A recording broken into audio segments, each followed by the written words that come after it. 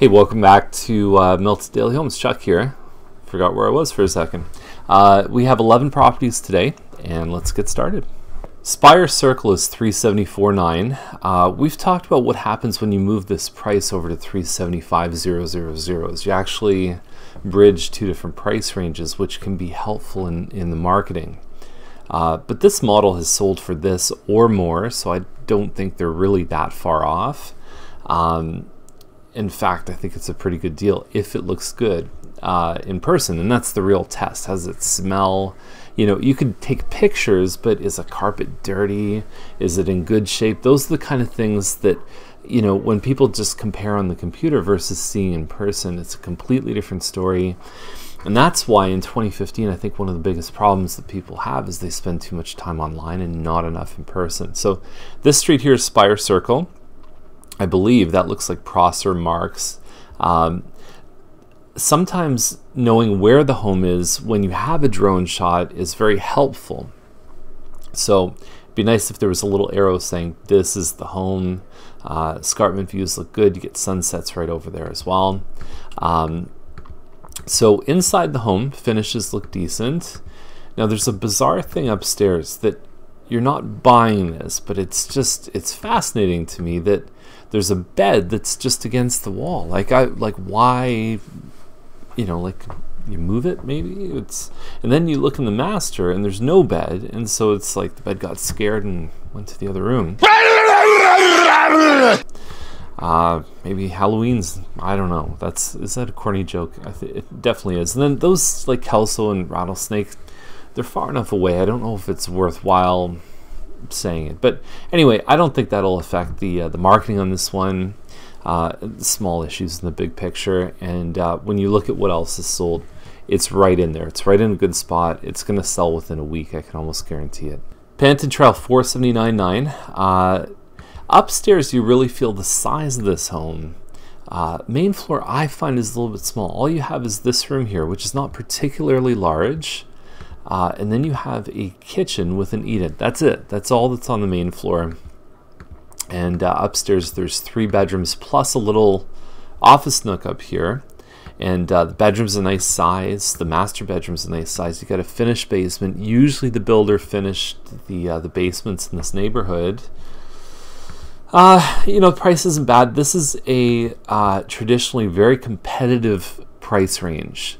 Now, it used to be detached homes in this price range, but now it's pretty much all towns and maybe small semis. But there's always a lot of listings in this range, so you really got to keep your game tight to get the best results. Now, 817 Merritt, $529,900, pie-shaped lot, single car garage, and there's one full bathroom in the house. There's another powder room, but just one full one to do showers in the morning and so on.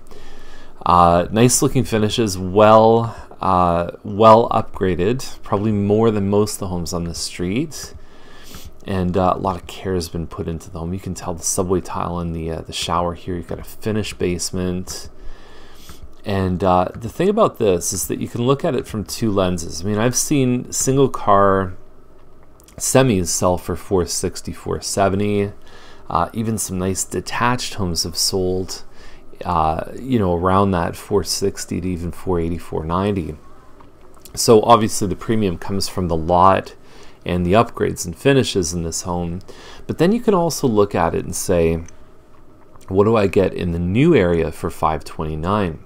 And to find a detached home with a pie-shaped lot, even though there's only 1 bathroom in this home, but I mean, you're not touching that for less than $550,000 to maybe even as high as $600,000. So I do think there's value here, definitely compared to the new area. And remember, if you look at a list of homes in Milton, you're looking at about 10 new properties for every 1 old one. So there's a little bit of built-in scarcity. And when you find a home that looks good like this, oftentimes it can do really well on the market, especially in the face of very little competition. Now, Bell Street's 10 grand more than Merritt, and so you don't have a garage, right? You lose the garage. You definitely lose some of the quality of finishes, because this one's a little bit more old-fashioned. Now, structurally, it could still be good. That's why you have to go in person and check it out. But the lot is probably bigger, even though it's not a pie shape. It's a really nice 60-foot by 125-foot property. Land value on this is probably high 4s, so you know the house might get a little bit of a premium on that. Anyway, I've been in these homes, these models on Bell, and I found that the ceiling height up on this level is it makes me feel claustrophobic. I'm 6'4", and I mean it's not that hard to reach the ceiling. It's, you know, they're a little lower than usual. Either way, if you want a beautiful lot, this is definitely one of the better picks for, you know, being close to or just above 500. The thing I like most about Swan Crescent is the area. You know, like you really feel connected to the pride of ownership on Caverhill and Swan, and you know, there's a couple streets in this little pocket that I think really give a nice impression. And I mean, the neighborhood itself, I mean, these homes are in some cases 12, 13 years old. So it's the roof's been done in 2013, which is usually the first thing to go in these homes. So that's nice. It's nice to know that you don't need to deal with that. Hardwood floors in the main level. Separate living dining opens up a lot of possibility for, this could be a kid's playroom, it could be a formal living room, it could be a music room, study, any number of things. Then you've got your dining room here, then a family room, and in your kitchen. So cabinets look nice. 3 bedrooms upstairs, plus the kind of laundry room that you would almost look forward to doing laundry in. Ensuite with the shower and soaker tub, and then a finished basement, and you've got the wider corner lot too. Now the only thing with kids is that it looks like there's little pathways here that, I mean, if they're going to kick a ball around, can they do that? No, it's not hard. Rip this stuff out, put some new sod down. It's really not that expensive. Anyway, I like this home, like the area, and the price is good for 1850 square feet plus finished basement at $580. It's nice. It's all good. We got 2 on Biosin. $599 is this one here. Nice looking finishes. All brick on the outside, pot lights, crown moldings. I mean, really like model home level lights and everything else. They tried up in the 6s. They just brought the price down. You're still going to pay for a fence and air conditioning, none. Okay, so down here, air conditioning, none. So, you know, you're probably $2,000, maybe $2,500 to put an air conditioner in. But it's still a cost. You put a fence in, it's probably $1,500 if you're sharing the cost with your neighbors. And all that stuff adds up. So you've got this one here. We're going to look at the same floor plan for $20,000 more in just a second. And we're back. $619,800, $20,000, same model, same floor plan. These rooms to me are kind of a toss-away room. They're like 8 foot wide. Like I could lay in the room and touch both sides. Probably a good idea to put a fridge in this home. Seriously? You have a table, but you don't have a fridge. Anyway, the other one clearly looks superior to this one. The impression, everything else is much greater.